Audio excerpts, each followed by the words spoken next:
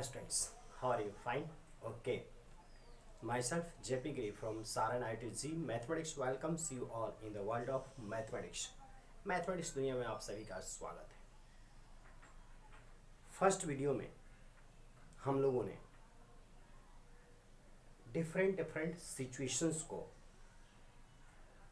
Pair of linear equation में convert करना सीखा है। इस वीडियो के अंदर हम लोग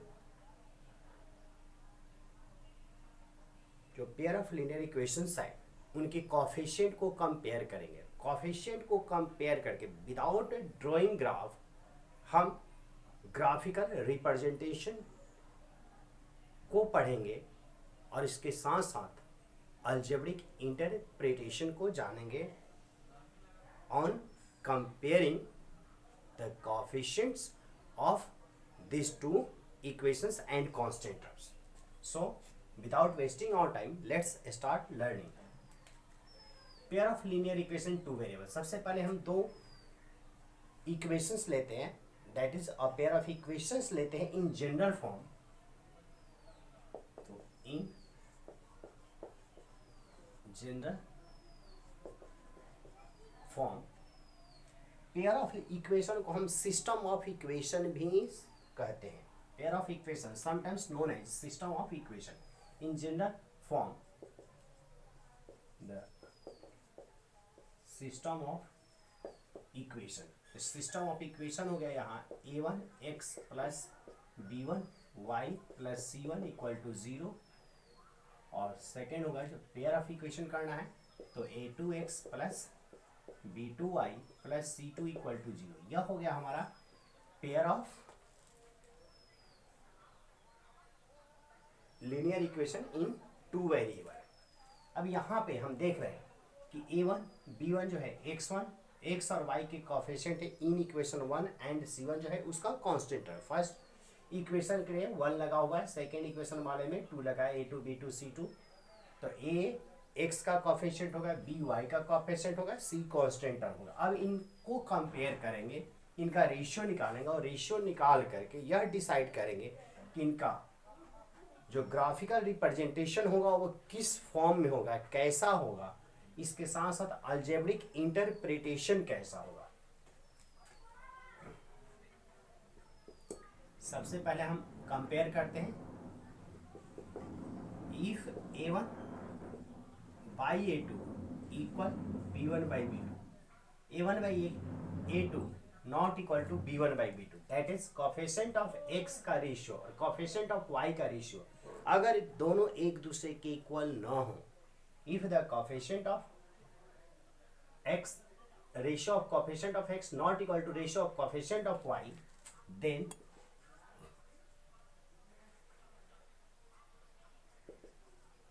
the lines represent lines intersect each other, lines intersect each other। क्या कह रहा है कि आप विदाउट ड्राइंग ग्राफ ड्रॉ करेंगे तो वहां तो बता देंगे कि अगर दो लाइन एक दूसरे के इंटरसेक्ट करती है तो हम बता देंगे कि इंटरसेक्ट कर रहे, इंटरसेक्ट नहीं कर रहे, पैरेलल है तो बता सकते हैं कि पैरेलल है, या कोइंसिडेंट है मतलब एक लाइन है और उसके ऊपर दूसरी लाइन गुजर जाती है तो हम बता सकते हैं कि लाइन कोइंसिडेंट है। तीन डिफरेंट केसेस बन सकते हैं जब a pair of linear equation in two variable, दो इक्वेशन को ग्राफ की फॉर्म में रिप्रेजेंट करने जाएंगे, ग्राफ ड्रॉ करने जाएंगे तो वह ग्राफ तीन टाइप से बन सकता है। या तो दोनों लाइन पैरेलल हो जाएंगी, या दोनों लाइन इंटरसेक्टिंग हो जाएगी, या ओवरलैप कर जाएगी, एक लाइन के ऊपर दूसरी लाइन गुजर जाएगी, दैट इज कोइंसिडेंट हो जाएगी। तो यह तो हो गया वैसे सिचुएशन में जब हम ग्राफ को ड्रॉ करेंगे। विदाउट ड्रॉइंग ग्राफ हम कैसे बता सकते हैं कि ये दोनों लाइन इंटरसेक्ट करेंगी या पैरेलल होंगी या कोइंसिडेंट होंगी। तो इसके लिए क्या करना होगा कि इनके कोफिशिएंट को हम कंपेयर करेंगे। तो if coefficient of ratio of x and coefficient of ratio of y not equal to 0, then we say that the lines intersect each other। तो ये दोनों लाइन एक दूसरे को इंटरसेक्ट करती है। ये फर्स्ट कंडीशन हो गया। अब सेकंड कंडीशन के लिए देखते हैं हम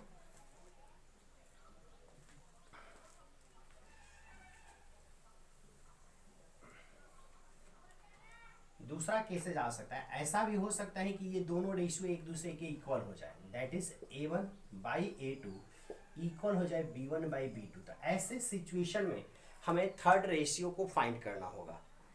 जब दो रेशियो यानी कि x के कोफिशिएंट का रेशियो y के कोफिशिएंट का रेशियो सेम नहीं होगा तो ये कंडीशन हो गया। अगर सेम हो गया, अगर वो सेम हो गया तो वैसे सिचुएशन में हमें थर्ड रेशियो फाइंड करना पड़ेगा C1/C2। अगर C1/C2 if C1/C2 not equal to A1/A2 and B1/B2, A1/A2 B1/B2 अगर इक्वल हो जाए बट थर्ड इसके इक्वल नहीं होता है तो वैसे सिचुएशन में then the lines are parallel to each other. तो वैसे सिचुएशन में दोनों लाइंस एक दूसरे के पैरेलल हो जाती है। देख रहे हैं कि बिना ड्रॉ किए सिर्फ कोफिशिएंट के रेशियो से हम बता सकते हैं कि इन दोनों लाइंस से, जो इन दोनों इक्वेशन से, लीनियर इक्वेशन से जो लाइंस ड्रॉ की जाएगी वे लाइंस कैसी होगी, उनका नेचर कैसा होगा। और थर्ड कंडीशन ऐसा भी हो सकता है कि ये तीनों इक्वल हो जाए, इफ A1/A2 इक्वल हो जाए B1/B2 और यह इक्वल हो जाए C1/C2, if the ratio of x, ratio of y and ratio of constant all three are identical that is equal, then the lines are coincident. Coincident का meaning क्या होता है, ओवरलैप कर जाना। ओवरलैप करना मतलब एक लाइन का इक्वेशन हम ड्रॉ किए और दूसरे लाइन का इक्वेशन, जब दूसरे लाइन का ग्राफ हम जब ड्रॉ किए, एक लाइन का एक ग्राफ ड्रॉ किए, एक इक्वेशन तरह उसका लाइन ड्रॉ किए, बन गया ग्राफिकल रिप्रेजेंटेशन। दूसरे का जैसे करने गए तो दूसरे का भी इसी के ऊपर से गुजर जाए, अगर इसके ऊपर से गुजर जाए तो कहते हैं कि वो ओवरलैप हो गया, कोइंसिडेंट हो गया, कंफर्म हो गया। तो इस तरह से हम इक्वेशंस जो दे रखे हैं उन इक्वेशंस को ग्राफिकल रिप्रेजेंटेशन किए बगैर यह बता सकते हैं कि जब हम लाइंस ड्रॉ करने जाएंगे तो उस लाइंस का नेचर क्या होगा, उनकी प्रॉपर्टीज क्या होगी। तो if A1/A2 not equal to B1/B2 then the lines intersect each other हो गया। दूसरा है कि इफ A1/A2 इक्वल हो जाए B1/B2 बट नॉट इक्वल हो C1/C2, वैसे situation then the lines are parallel to each other हो जाएगा। और इफ A1/A2 इक्वल हो जाए B1/B2 और इक्वल हो जाए C1/C2, it means all three का रेशियो सेम हो जाए तो वैसे situation lines are coincident. Confirm हो गया। अब एक और इसको थोड़ा सा और आगे मूव करते हैं, यानी कि ज्योमेट्रिकल रिप्रेजेंटेशन पर जाते हैं। यह तो ज्योमेट्रिकल रिप्रेजेंटेशन हो गया, ज्योमेट्रिकल रिप्रेजेंटेशन हो। अब अलजेब्रिक इंटरप्रिटेशन में जाएंगे। तो अलजेब्रिक इंटरप्रिटेशन में जाएंगे तो यह बताएंगे कि किस केस में लाइंस का इक्वेशन एग्जिस्ट करेगा, लाइंस का सॉल्यूशन एग्जिस्ट करेगा, माने किन लाइंस का सॉल्यूशन होगा। तो सॉल्यूशन होने का मीनिंग हुआ कि एक्स वाई की वैल्यू निकल जाना, एक्स वाई की वैल्यू को निकलना, क्योंकि अभी हम पेयर ऑफ लीनियर इक्वेशन के सॉल्यूशन को नहीं पढ़ रहे हैं, सॉल्यूशन को हम नहीं कर रहे हैं, हम क्या कर रहे हैं अभी ज्योमेट्रिकल रिप्रेजेंटेशन के आसपास ही घूम रहे हैं। नेक्स्ट वीडियो में हम लोग डिफरेंट टाइप के मेथड हैं इनको सॉल्व करने का, उस मेथड पर हम डिस्कस करेंगे। तो ये हो गया। अब दो लाइंस अगर एक दूसरे के कांटेक्ट में होती हैं, दो लाइंस अगर एक दूसरे के कांटेक्ट में होती हैं या दो डिफरेंट इक्वेशंस के द्वारा जो लाइंस ड्रॉ होती है, अगर वे लाइन एक दूसरे को टच कर रही है तो वह लाइन कंसिस्टेंट लाइन कहलाती है। अगर टच नहीं करेगी वो इनकंसिस्टेंट कहलाती है। तो क्या आप लोग बता सकते हैं कि किस केसेस में लाइन एक दूसरे को टच कर रही है? तो यहाँ फर्स्ट केस में था कि if A1/A2 not equal to B1/A2 then the line intersect तभी करेगी जब वो क्या होगी, टच करेगी। जब टच करेगा तब वो इंटरसेक्ट करेगा, यानी कि ऐसे सिचुएशन में एंड इज कंसिस्टेंट। कंसिस्टेंट। ऐसे सिचुएशन में यह जो पेयर ऑफ इक्वेशंस हैं वह पेयर ऑफ इक्वेशन कंसिस्टेंट कहला गया। कंसिस्टेंट कहलाने का अर्थ है कि उनका सॉल्यूशन निकल सकता है। यहाँ पे then the lines are parallel. अब लाइंस पैरेलल है तो पैरेलल है तो कभी वो इंटरसेक्ट नहीं कर सकती। पैरेलल जो है वो इंटरसेक्ट नहीं कर सकती। तो जब इंटरसेक्ट नहीं करेगी तो इनकंसिस्टेंट कराएंगे एंड इज इनकंसिस्टेंट। कंफर्म हो गया। यहाँ पे लाइंस क्या थी, पैरेलल थी, तो लाइन जब पैरेलल होगा तो वो क्या होगा, इनकंसिस्टेंट होगा। उसके बाद third question, then the lines are coincident. Coincident यानी कि ओवरलैप, तो पूरा का पूरा टच कर गया जी, पूरा का पूरा टच कर रहा है, तो यहाँ भी क्या होगा, कंसिस्टेंट होगा एंड इज कंसिस्टेंट। कंसिस्टेंट तो कभी कभी क्वेश्चन में यह पूछ देगा, सिर्फ यही आप लोग से क्वेश्चन में आस्क किया जाता है कि बताओ कि वह कंसिस्टेंट है कि इनकंसिस्टेंट है, तो वही कंडीशन यही लगा देंगे, a1/a2 not equal to b1/b2, then the pair of equation is consistent.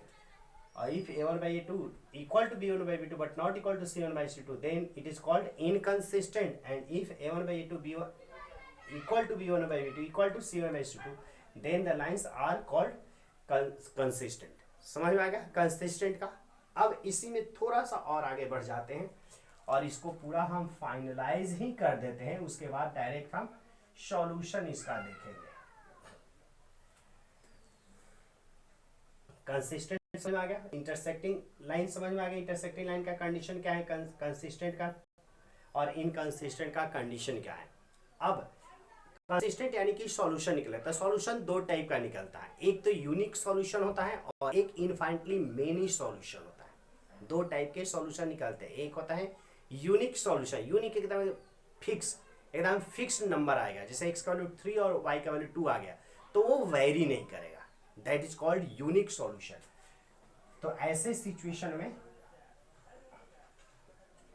Having unique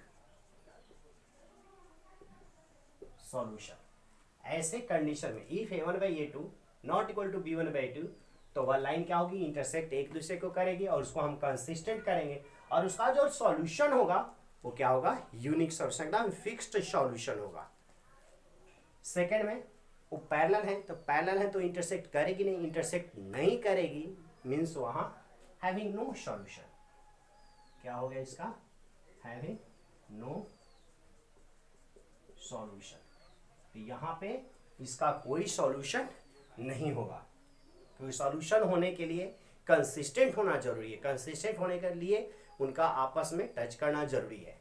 अब थर्ड केस में तो पूरे तरीके से टच कर रहा है, पूरे तरीके से टच करा है। हैविंग यूनिक सॉल्यूशन मतलब एक ही पॉइंट कॉमन होगा, जो पॉइंट कॉमन होगा तो कॉमन पॉइंट कब होगा, दो लाइन अगर इंटरसेक्ट करते तो एक ही पॉइंट कॉमन होता है, यहाँ तो पूरे के पूरे कोइंसिडेंट हो गए, ओवरलैप कर गई, तो इनफाइनाइटली मेनी पॉइंट होता है एक लाइन पर, दूसरी लाइन पर भी इनफाइनाइटली मेनी पॉइंट होगा और वे दोनों पॉइंट क्या होंगे, एक दूसरे के कॉमन होंगे। तो having infinitely many solution, many solution. तो इस तरह से हम लोगों ने यह देखा कि without drawing the graph of a pair of linear equation we can easily tells that which lines are intersecting, which are parallel and which are coincident. We can also say that which system of equation, that is pair of linear equation, is consistent or inconsistent, as well as we are also able to say that in which case the pair of equation having unique solution, that is exactly one solution, no solution or infinitely many solution। बहुत important topic है, बहुत important section है, इस पर एक question 2 marks का board के exam में रहता है। अब इसको कैसे यूज करना है क्वेश्चन में, इस पर हम डिस्कस करते हैं। इसको राइट डाउन आप लोग कीजिए, वीडियो को पॉज करके और अब तक आपने वीडियो सब्सक्राइब नहीं किया है तो प्लीज़ प्लीज़ प्लीज़ इसको सब्सक्राइब कीजिए, ताकि जैसे ही नया वीडियो इस पर अपलोड हो आपको नोटिफिकेशन मिल जाए।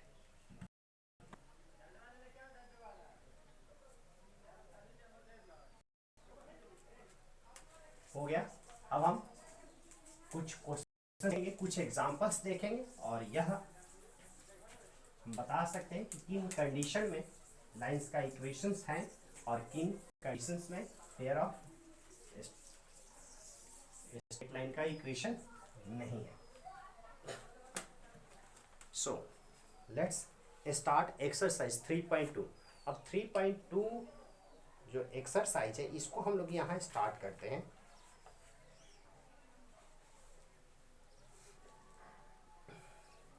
पहले हम सेकेंड और थर्ड क्वेश्चन पर डिस्कस करते हैं।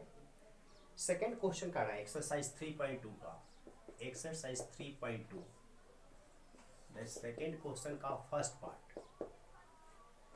On comparing the ratio A1/A2, B1/B2 and C1/C2, that is हमें क्या करना है कि रेशियो पहले फाइंड करना है। On comparing the ratio A1/A2, B1/B2 and C1/C2, find out whether the lines representing the following pair of linear equation intersect at a point are parallel or coincident। तो सबसे पहले हम गिवन पेयर ऑफ इक्वेशन लिखेंगे। Given pair of linear equations जो दे रखा है उसको write down करते हैं पहले इक्वेशंस को। 5x - 4y + 8 = 0 और दूसरा जो दे रखा है वो 7x + 6y - 9 = 0। अब हमें क्या करना है कि कोफिशिएंट के रेशियो को कंपेयर करना है। तो सबसे पहले हम कोफिशिएंट राइट डाउन करेंगे। देयरफॉर वी हैव, अब a1 का वैल्यू क्या है, तो a1 हो गया कोफिशिएंट ऑफ x 5, b1 क्या हो गया कोफिशिएंट ऑफ y -4 और c1 हो गया constant term in equation first that is 8। a2 कितना हो गया coefficient of x in equation second, coefficient b1 हो गया कोफिशिएंट b2, a2 का b2 क्या होगा coefficient of y in equation second that is 6 and constant term in equation second that is -9। तो इस तरह से हम a1 b1 c1 और a2 b2 c2 को पहले राइट डाउन कर लिए। अब क्या करें इनके रेशियो को फाइंड करेंगे। a1/a2 नाउ अब a1/a2 हो गया 5/7, सेकेंड रेशियो निकालेंगे b1/b2 that is -4/6, cancel out करें सिंप्लीफाई करेंगे। On simplification we have -2/3। we see that the ratio of a1/a2 and b1/b2 are not identical, कि a1/a2 और b1/b2 का रेशियो जो है वो सेम नहीं है। जब रेशियो सेम नहीं है तो थर्ड की नीड नहीं है, c1/c2 की जरूरत यहाँ नहीं है। जब ये दोनों इक्वल हो जाएंगे तब हम c1/c2 निकालेंगे, अदरवाइज इसी को कंपेयर करेंगे। तो लिखेंगे we see that a/a2 not equal to b1/b2। So result मालूम है क्या होगा, इंटरसेक्टिंग लाइन होगा। So the lines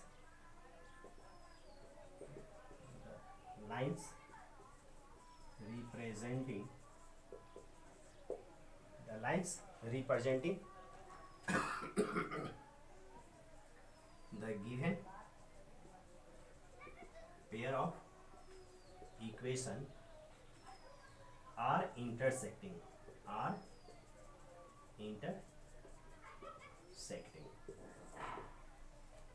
very easy है। सबसे पहले हम कंपेयर करेंगे, रेशियो निकालेंगे, रेशियो निकाल कर कंपेयर करेंगे। अगर वो नॉट इक्वल आ गया तो इंटरसेक्टिंग हो जाएगा, अगर ये दो इक्वल आ गया फिर c1/c2 नॉट इक्वल आएगा तो वो कर लेंगे। अच्छा, अब इसी में थर्ड क्वेश्चन दे रखा है कंसिस्टेंट और इनकंसिस्टेंट बताना था। क्या यह कंसिस्टेंट होगा कि इनकंसिस्टेंट होगा? यह कंसिस्टेंट होगा। 3.2 एक्सरसाइज का सेकेंड क्वेश्चन में तो सिर्फ हमें यही बताना है कि वो इंटरसेक्टिंग है, मैंने ग्राफिकल रिप्रेजेंटेशन के बारे में बताना है। थर्ड जो क्वेश्चन है इसमें का सेकेंड थर्ड क्वेश्चन है तो इसी टाइप का क्वेश्चन वहाँ भी दे रखा है, लेकिन वहाँ सिर्फ हमें बताना है कि कौन कौन से कंसिस्टेंट है और कौन कौन से इनकंसिस्टेंट है। चलिए, तो थर्ड में से भी एक क्वेश्चन हम कर लेते हैं।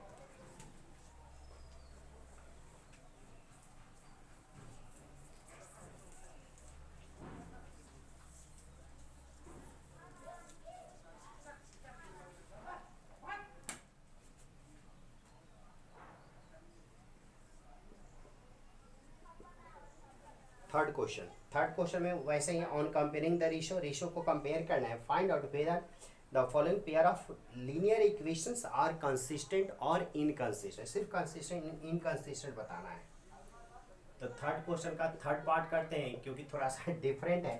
फ्रैक्शन में बच्चे कंफ्यूज होता है कि फ्रैक्शन तो बहुत मुश्किल है, ऐसी कोई बात नहीं। थर्ड क्वेश्चन का सबसे पहले लिखेंगे given pair of linear equation 3/2x हो गया प्लस 5/3y हो गया इक्वल टू 7 हो गया, यहाँ 9x हो गया माइनस 10y हो गया इक्वल टू 14 हो गया।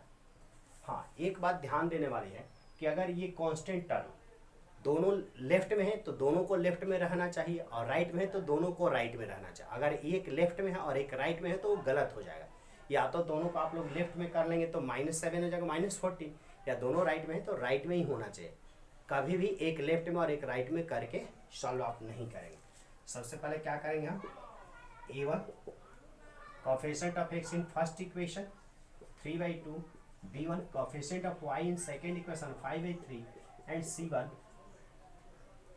Constant term in first equation. फिर A2 निकालेंगे coefficient of x in second equation that is 9, B2 निकालेंगे coefficient of y in equation second that is -10 निकालेंगे, और C2 हो गया हमारा 14।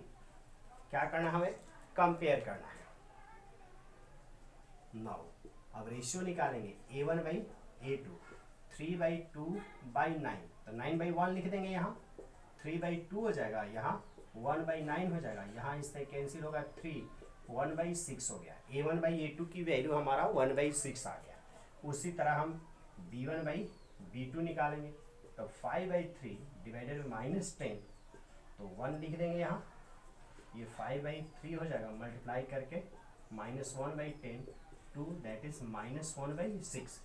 1/6 न्यूमेरिकल वैल्यू दोनों का सेम है, बट साइन अपोजिट है, तो साइन अपोजिट है तो नॉट इक्वल हो जाएगा, means A1/A2 not equal to B1/B2। we see that A1/A2 not equal to B1/B2, so the pair of linear equations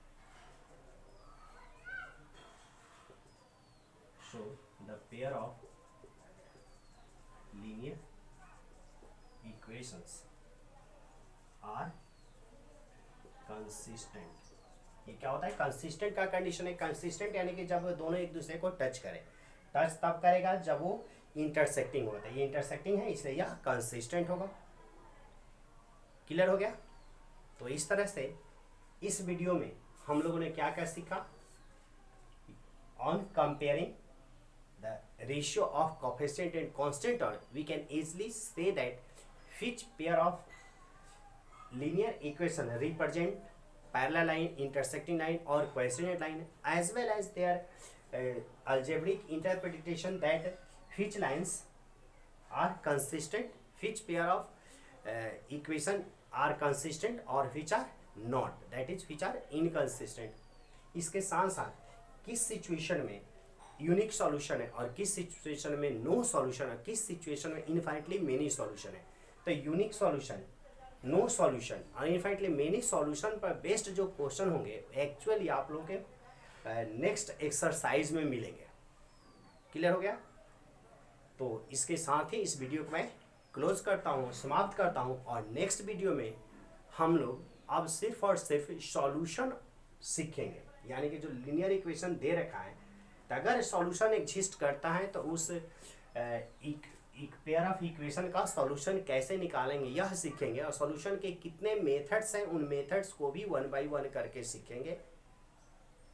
so keep watching my videos on YouTube.